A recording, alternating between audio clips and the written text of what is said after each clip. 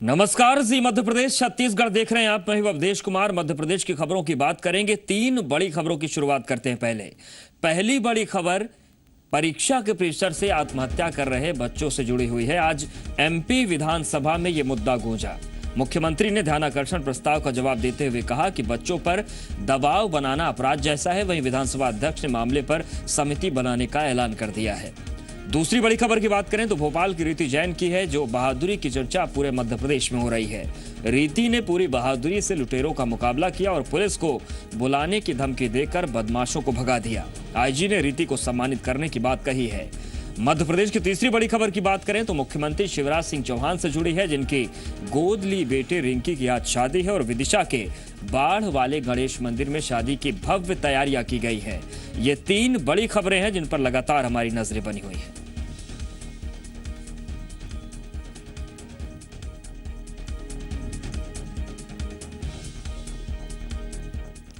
सबसे पहले बात चलिए बैतूल की करते हैं, जहां पर मिड डे मील के दौरान एक दलित बच्चे को तुअर दाल मांगने पर बदसलूकी का सामना करना पड़ा। यह शाहपुर के सरकारी स्कूल में मामला सामने आया। बच्चे को मिड डे मील परोसने के दौरान एक छात्र ने खाना बनाने वाले स्वयं सहायता समूह के रसोइये से तुअर की दाल क्या मांग ली। समूह का जो रसोइया था वो भड़क गया। गरीब छात्र को जाति सूचक शब्दों का इस्तेमाल करके दाल परोसने से इनकार कर दिया। इतना ही नहीं, इस महिला ने रसोइया ने जो ये बच्चे का हाथ पकड़कर उस स्कूल से बाहर निकाल दिया। 7वीं के छात्र और उसके परिवार वालों का आरोप है कि रसोइया इससे पहले भी छात्र के साथ ऐसा बर्ताव कर चुका है। इस छात्र के परिवार वाले बकरियां चराने का काम करते हैं और इस मामले में हंगामे के बाद स्कूल प्रबंधन ने मामले की रिपोर्ट उच्च अधिकारियों को भेज दी है।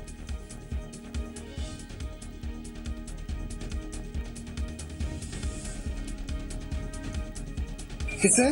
भाई से। तो उनने है ना उधर जात के बारे में बातचीत बोलती कि आपकी मम्मी ने कभी खाई कि नहीं दाल, आपने 120 की दाल खाई कि नहीं, इसलिए जातचीत के बारे में बोलने लग गई कि दाल कभी खाई कि नहीं बाप दादा ने।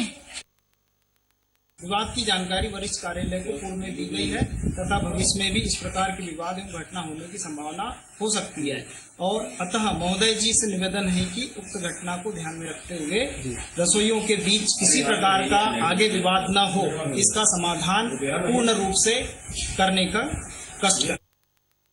मध्याह्न भोजन में इस टाइप का एक प्रकरण जानकारी में आया है। उस मामले में बीओ से बात की थी मैंने, उन्होंने ये अवगत कराया कि संकुल प्राचार्य उसकी जांच करा रहे हैं। हम भी अपने स्तर से उसकी जांच करा के, और अगर कोई दोषी है, किसी ने इस टाइप की बात की है, तो उसके विरुद्ध हम कड़ी से कड़ी कार्रवाई करेंगे। और चलिए अब आपको बताते हैं कि जब कलेक्टर साहब को गुस्सा आता है तो फिर आखिर क्या होता है। मामला दमोह का है। पानी की किल्लत से परेशान होकर कुछ महिलाएं हाथ में खाली मटके लेकर प्रदर्शन करने के लिए कलेक्टर दफ्तर पहुंची, लेकिन महिलाओं का ये प्रदर्शन कलेक्टर श्रीनिवास शर्मा को बिल्कुल रास नहीं आया। कलेक्टर साहब महिलाओं को देखकर भड़क गए। अपना दर्द जिले के सबसे बड़े अधिकारी के सामने बयां करने पहुंची इन महिलाओं को कलेक्टर साहब ने जमकर लताड़ लगा दी। दमोह के नरसिंहगढ़ में कमी की वजह से पीने का पानी जो है वो नहीं मिल रहा है और रोज पानी की कमी को झेल रही ये महिलाएं खाली मटके लेकर कलेक्ट्रेट दफ्तर पहुंची थी। कलेक्टर अपने चैम्बर में थे और बड़ी तादाद में महिलाएं उनके दफ्तर के बाहर थीं। कलेक्टर जब अपने चैम्बर से निकल कर बाहर आए तो अपना आपा खो बैठे जनाब। समस्या सुनने की जगह कलेक्टर साहब महिलाओं पर जमकर बरसे। गुस्सा उतारने के बाद कलेक्टर साहब तो वापस अपने चैम्बर में चले गए, लेकिन प्रदर्शन के लिए आई महिलाओं ने कलेक्टर दफ्तर में जमकर बवाल कर दिया। प्रदर्शनकारी महिलाओं ने वहीं पर एक के बाद एक मटके फोड़ने शुरू कर दिए। इसके बाद पुलिस को बुलाया गया। वहीं प्रदर्शन कर रही महिलाओं का कहना है कि उनके इलाके की सीमेंट फैक्ट्री की वजह से उनके पीने के पानी पर अंकुश लगा दिया गया। महिलाओं ने चेतावनी दी है कि अगर पीने का पानी का इंतजाम नहीं हुआ तो मजबूरन उन्हें आंदोलन करना पड़ेगा। लेकिन सवाल ये उठता है कि दमोह को कलेक्टर को इस बात पर गुस्सा नहीं आता कि उनका जो अमला है पानी मुहैया नहीं करवा पा रहा है। दमोह के कलेक्टर को इस बात पर गुस्सा नहीं आता कि ये जो गरीब लोग हैं वो पानी के लिए तरस रहे हैं, जबकि उनकी जिम्मेदारी बनती है कि इस तरीके की दिक्कतें ना हो। लेकिन उनको इस बात पर गुस्सा आ जाता है कि महिलाएं प्रदर्शन कर रही हैं। नहीं आ रहा तो ये लाने की क्या जरूरत है यहाँ? तभी तो पता चल नहीं पता नहीं चलेगा, ऐसे पता चलने की जरूरत नहीं, बिल्कुल नहीं लेके आए। पानी कब तक आए नरसिंहगढ़? ये हम नहीं बता सकते कब तक आएगा। कोई नहीं, पानी उपयोग नहीं होता। पानी बंद है, नल बंद हो गए हैं, पानी में फिर रहे ना कि वहाँ पानी नहीं मिल रहा, बच्चा भी परेशान है और भाई परेशान। बताओ मंजूरी करें कि हमारा पानी को करें। बहुत समस्या खराब है। होटल बंद कर देना, फैक्ट्री में बंद करो। 2 महीना से परेशान है हम लोग के लिए, जनता बहुत परेशान है। तो ये तस्वीर है, जनता परेशान है। और जनता जब वो महिलाएं कलेक्टर से पूछती हैं कि ठीक है मटका अगली बार से लेकर नहीं आएंगे, पर ये तो बता दीजिए जनाब कि पानी कब आएगा, तब जिले के सबसे बड़े बाबू, सबसे बड़े अधिकारी कहते हैं कि वो ये नहीं बता सकते कि पानी की आपूर्ति कब होगी। लेकिन उनको इस बात से बड़ी दिक्कत है कि महिलाएं आखिर प्रदर्शन क्यों कर रही हैं। सवाल सीधे तौर से सांकेतिक प्रदर्शन का था। महिलाएं अपने खाली मटकी लेकर पहुंची थी, वो बताना चाहती थी कि उनकी मुश्किल को समझिए, उनको पानी नहीं मिल रहा है। लेकिन सवाल उठता है कि आखिर मध्य प्रदेश में नौकरशाही किस तरीके से काम कर रही है। कभी भिंड से तस्वीर सामने आती है, कभी दूसरे जिलों से सामने आती है, लेकिन कलेक्टर साहब को गुस्सा आता भी है तो इस बात पर कि आखिर महिलाओं को जो दिक्कत है, स्थानीय लोगों को दिक्कत है, वो उस दिक्कत को अपने अंदाज में बयां कर दिए तो कलेक्टर साहब को गुस्सा आ गया। और चलिए एक बार फिर से आपको सुनाते हैं कि कलेक्टर साहब को किस तरीके से परेशान लोगों की दलीलों पर, उनकी मांग पर गुस्सा आ रहा है। नहीं आ रहा तो ये लाने की क्या जरूरत है यहाँ? तभी तो पता चलता है। नहीं पता नहीं चलेगा, ऐसे वैसे पता चलने की जरूरत नहीं। नहीं बिल्कुल नहीं लेके आए। पानी कब तक आए नरसिंहगढ़ में? ये हम नहीं बता सकते कब तक आएगा। कोई नहीं, पानी उपयोग नहीं होता। तो महिलाओं ने सीधे तौर से सवाल किया था कि ठीक है अगली बार से मटका लेकर नहीं आएंगे, पर कलेक्टर साहब ये तो बता दीजिए कि पानी आएगा कब। तो कलेक्टर साहब कह रहे हैं कि उन्हें नहीं पता। जी मीडिया संवाददाता महेंद्र दुबे हमारे साथ जुड़ रहे हैं। महेंद्र, दमोह में जो पानी की किल्लत है ये कोई नई बात नहीं है, साल दर साल ये दिक्कतें आती है, उस पर तो कलेक्टर साहब को गुस्सा कभी नहीं आया। लेकिन अब वो सवाल का जवाब भी नहीं दे रहे हैं कि पानी कब मिलेगा, तो जवाब आखिर देगा कौन? देखिए, बिल्कुल बहुत बड़ा सवाल है, क्योंकि दमोह शहर और दमोह जिले में इस बार भयंकर सूखा है। इसके पहले भी जब सूखे के हालात नहीं रहते तो उस समय भी पानी की बहुत बड़ी किल्लत थी और पूरे इलाका जो है पीने के पानी के लिए खासतौर पर गर्मी के दिनों में जद्दोजहद करता रहा है। और आज जब महिलाओं ने कलेक्टर के सामने प्रदर्शन किया, वो अपने हाथों में खाली मटके लेकर गए, जैसा कि विरोध प्रदर्शन के तरीके रहते हैं। और जिस तरह की बात कलेक्टर ने कही, इससे साफ अंदाजा लगाया जा सकता है कि सरकार कितने भी दावे करे, लेकिन प्रशासन नहीं चाहता कि प्यासे लोगों को पानी मुहैया हो सके। और आज के इस घटनाक्रम के बाद निश्चित तौर पर इलाके के लोगों में रोष व्याप्त है और कलेक्टर ने जो जवाब दिया है उससे भी लोग काफी आक्रोशित हैं। जाहिर सी बात है, आक्रोश की बात भी है। ठीक है, प्रदर्शन के तरीके पर कलेक्टर साहब को आपत्ति हो सकती है, लेकिन जब सवाल ये उठता है कि मियाद तो बता दीजिए, गर्मी मुहाने पर है, पानी कब मिलेगा, तो कलेक्टर साहब कहते हैं कि वो नहीं बता सकते पानी कब मिलेगा। सवाल यही उठता है कि जब जिले के कलेक्टर को ये नहीं पता कि पानी कब पहुंचेगा, आपूर्ति कब होगी, तब आखिर इस सवाल का जवाब कौन देगा? क्योंकि पानी एक बुनियादी जरूरत है और प्रशासन की जिम्मेदारी है कि लोगों को वो मुहैया करवाया जाए। शुक्रिया महेंद्र आपका इस तमाम जानकारी और अपडेट्स के लिए। तभी तो पता चलता है। मध्य प्रदेश में बच्चों की खुदकुशी के मामले में जी मध्य प्रदेश छत्तीसगढ़ की खबर का असर हुआ है। मध्य प्रदेश विधानसभा में आज विधायक रामनिवास रावत और आरिफ अकील की ओर से ध्यानाकर्षण प्रस्ताव पेश किया गया, जिसका मुख्यमंत्री शिवराज सिंह चौहान ने जवाब दिया। उन्होंने कहा कि आज बस्ते का बोझ बढ़ रहा है और सबसे ज्यादा दबाव 10वीं और 12वीं की छात्र छात्राओं पर है। मुख्यमंत्री के मुताबिक बच्चों पर दबाव बनाना अपराध की श्रेणी में है। पता नहीं आज हमें क्या हो गया है। माता पिता भी बचपन में 2.5 साल के हुए नहीं कि नर्सरी में भेज देते हैं, पटक देते हैं। कई स्कूल अपनी रेपुटेशन बनाए रखने के लिए, रैंकिंग ठीक रहे, रेटिंग ठीक रहे, इसलिए अच्छे नंबर लाओ। हालत ये हो गई कि स्कूल से बस्ता लेके लौटे नहीं कि जाओ फिर ट्यूशन पढ़ने जाओ। उसके कारण बच्चों के जीवन की स्वाभाविकता समाप्त हो गई है, आनंद सब खत्म हो गया है, मानसिकता कुंठित जैसी हो जाती है और अवसाद की स्थिति में अपनी जीवन लीला को समाप्त करते हैं। मध्य प्रदेश में एक के बाद एक नौनिहालों के सुसाइड के केसेस ने सरकार तक को हिलाकर रख दिया है। यकीनन मामला बेहद ही संवेदनशील है। जिस तरह से बोर्ड परीक्षाओं के दौर में बेहद परेशान करने वाली खबरें आई, उन्होंने सरकार के साथ साथ विपक्ष को भी चिंता में डाल दिया।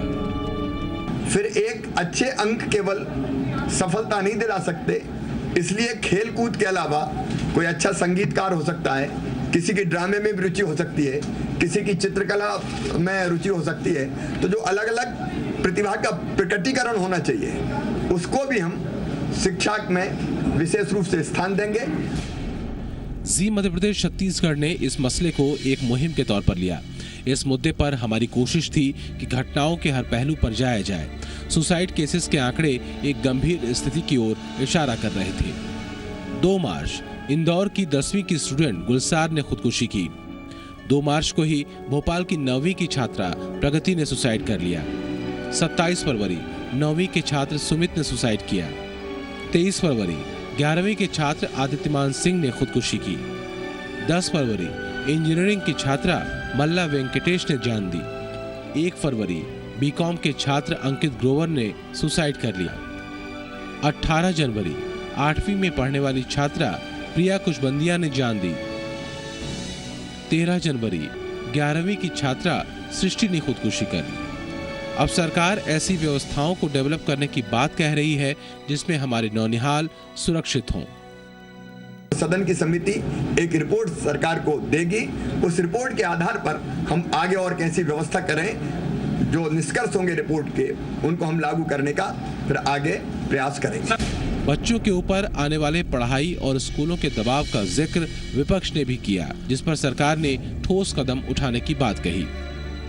जो बड़े बड़े स्कूल हैं वीवीआईपी लोगों के, यहाँ दबाव डाला जाता है, यहाँ मैडमों की मनमानी होती है, वहाँ स्कूल का सीआर बनाने की चिंता होती है, बच्चों का भविष्य बनाने की चिंता नहीं होती। ऐसी घटनाओं में मैं आप लोगों के माध्यम से पुलिस के अधिकारियों से भी अनुरोध करना चाहता हूँ कि ऊपर वाले ने बच्चे तुम्हें भी दिए हैं, निष्पक्ष जांच करना।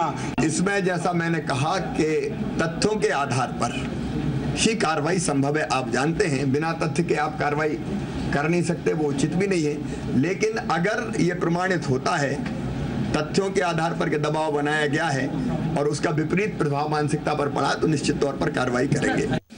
कंपटीशन के दौर में हमने हद से ज्यादा उम्मीदें कहीं नौनिहालों पर लादनी तो नहीं शुरू कर दी। जाने अनजाने इस पर विचार तो करना होगा, लेकिन बच्चों को भी ये समझाने की जरूरत है कि परीक्षाएं विषय के परख के लिए होती हैं, व्यक्तित्व या फिर बुद्धि की परख के लिए नहीं। ऐसे बहुत सारे व्यक्तित्व हैं जो अपने एकेडमिक या स्कूली शिक्षा के दौर में कभी भी बेहतर नहीं रहे, लेकिन उन्होंने एक मुकाम हासिल किया और समाज में अपनी पहचान बनाई। ब्यूरो रिपोर्ट, जी मीडिया। और चलिए अब बात दमोह की करते हैं, जहां पर बिलानी गांव में खेत में बने घर में विस्फोट की वजह से एक बुजुर्ग महिला की मौत हो गई। इस विस्फोट में 2 लोग गंभीर रूप से घायल हो गए। बिलानी में वृंदावन अहिरवार का खेत है, जिसमें बने घर में वृंदावन अपनी बुजुर्ग मां राजप्यारी और पत्नी शीला रानी के साथ रहता था। शुक्रवार को जब घर में सभी लोग सो रहे थे तभी अचानक तेज विस्फोट हुआ। विस्फोट की वजह से घर में आग लग गई, साथ ही मकान का वो कमरा ढह गया जिसमें सभी लोग सो रहे थे। कमरे का मलबा गिरने की वजह से वृंदावन, राजप्यारी, शीला रानी बुरी तरीके से घायल हो गए। मौके पर पहुंचे प्रशासन के अधिकारियों ने मलबा हटाकर सभी घायलों को बाहर निकाला। घायलों को इलाज के लिए अस्पताल में भर्ती करवाने के लिए ले जाया जा रहा था, तभी रास्ते में वृंदावन की मां राजप्यारी ने दम तोड़ दिया। विस्फोट क्यों हुआ इस बारे में अभी तक कुछ साफ नहीं है। अब पुलिस इस मामले की जाँच कर रही है। मकान आज अचानक गिर गया और 3 लोग दब गए थे। इसमें से जब मलबा हटाया गया तो राजप्यारी की मौत हो गई है और ये 2 लोग वृंदावन और शीला जी घायल अवस्था में, जिनको कि जिला चिकित्सालय दमोह में उपचार के लिए भर्ती कराया गया है। हरदा के जंगल में बाघ दिखने से ग्रामीण दहशत में है। हरदा जिले के हंडिया रेंज में बाघ को देखा गया है। कई ग्रामीणों ने बाघ को देखने की बात कही और वन विभाग को बाघ के पदचिन्ह मिले हैं। वन विभाग की जानकारी अपने अफसरों को उनकी तरफ से दी जा चुकी है। वन विभाग के अधिकारी और कर्मचारी लगातार जंगल में सर्च कर रहे हैं। साथ ही ग्रामीणों को भी हिदायत दी गई है कि वो अकेले जंगल की तरफ ना जाए।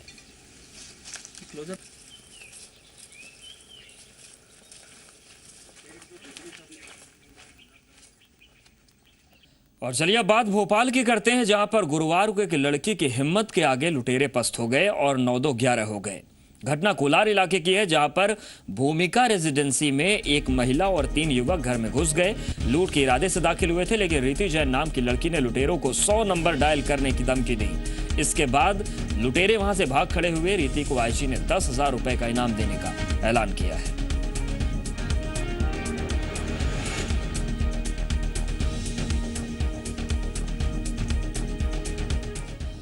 तो भोपाल में 4 बदमाशों को खदेड़ने वाली रीति के घर जाकर जी मीडिया ने जानने की कोशिश की कि आखिर रीति 4 बदमाशों को भगाने में कैसे कामयाब हुई। रीति से इस बारे में बातचीत की जी मीडिया संवाददाता मकरंद काली ने। भोपाल की मर्दानी रीति ने अपने साहस का परिचय देते हुए 3 बदमाशों को भागने पर मजबूर कर दिया। ये पूरा मामला कोलार इलाके का है, जहां पर रीति के घर में घुसने की कुछ बदमाशों ने कोशिश की और रीति ने उन्हें अपने साहस का परिचय देते हुए भगा दिया। क्या हुआ था रीति, अगर तफसील से बता पाए तो? दीदी ने मुझे कैसे भी करके उत्साह लिया कि मैं गेट खोल दूं, तो कि चेन लॉक लगा के गेट खोल दो। तो मैंने भी यूं गेट खोल के यहाँ से झाँका। जैसे ही मैंने ऐसा करा, उन्होंने बैट अड़ा दिया। मैं एकदम घबरा गई और मैं यूं पीछे हो गई कि क्या हुआ। फिर मैं समझ गई कुछ गड़बड़ है।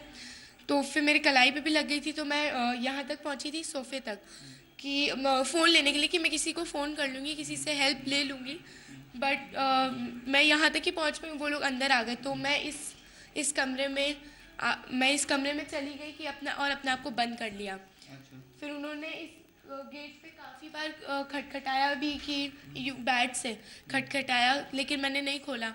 फिर मैंने उनको ये बोलते हुए सुना कि ये तो बहुत डर गई, ये अब गेट नहीं खोलेगा, अपन अपना काम करता है।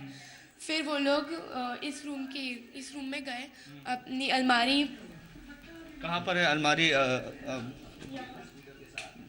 अच्छा, इस अलमारी को खोला तो इस अलमारी को खोलने की काफ़ी तेज़ आवाज़ आती है। उन्होंने इस अलमारी को खोला, अलमारी के अंदर लॉकर है, उसको खोला, उसकी भी आवाज़ आई। जब लॉकर की आवाज़ आई तब मैं एकदम घबरा गई कि इन्होंने लॉकर खोला है तो मैं क्या करूं। फिर मैंने इसी गेट से झांक के देखा कि कोई है तो नहीं। फिर कोई नहीं था तो मैंने सोचा कि अब इट्स सेफ, तो मैं आ सकती हूँ। तो उस टाइम इस फ़ोन की जगह ये फ़ोन चार्जिंग पे लगा हुआ था। मैंने इस फ़ोन को चार्जिंग पे से हटाया, फ़ोन बस खोल के ये करके सिर्फ वन डायल कर पाए कि वो आ गए। उनका एक साथी है, उन्होंने बोला कि अरे से तो पुलिस को कॉल कर दिया है, भागो, ऐसे करके उन्होंने बोला। उन्होंने मुझे धक्का दिया और वो चले गए। जब उन्होंने मुझे धक्का